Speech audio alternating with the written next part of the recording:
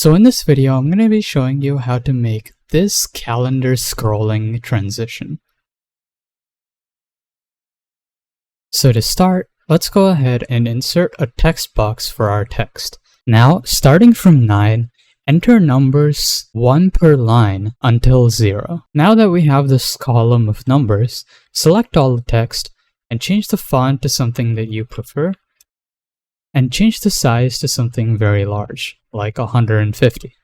Now, holding down Ctrl, click and drag across on this to duplicate it. Duplicate it 2 more times. So now we have all 4 columns of numbers.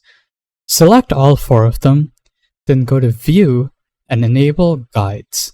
This will help us position them exactly in the center. Now you want to align this center line with the line between the second and third columns. Then make sure that this middle line passes through the middle of the first row of text. So now that we've positioned our text accurately, we can disable the guides. Now go back to Insert and insert a rectangle to cover the bottom line of text. Change the shape outline to no outline. Holding down Ctrl, duplicate this and move this to the top of the slide as well.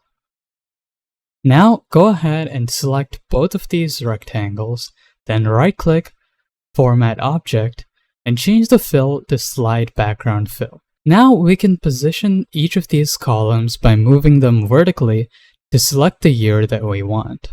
Now you can go ahead and duplicate this slide and reposition these columns of numbers in the same way as before. Now you can duplicate the slide and repeat the process as many times as you'd like. Now you can change the backgrounds by right-clicking the background, click on Format Background, and click on Picture or Texture Fill. Now insert your picture source either from a file, stock images, or from the web, or you can click on Clipboard to paste the image that you've already copied. Now, once you've pasted your image, go to Effects and change the Artistic Effects to Blur.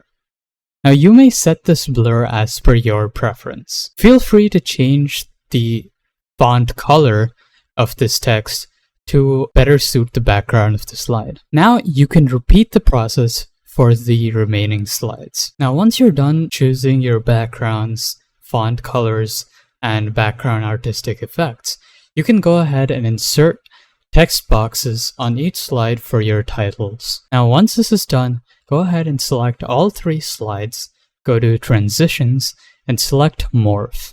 Now let us see the final result. So if you did find this video helpful or useful, make sure to like and subscribe to stay tuned with more videos on tips, tricks, and tutorials on our channel.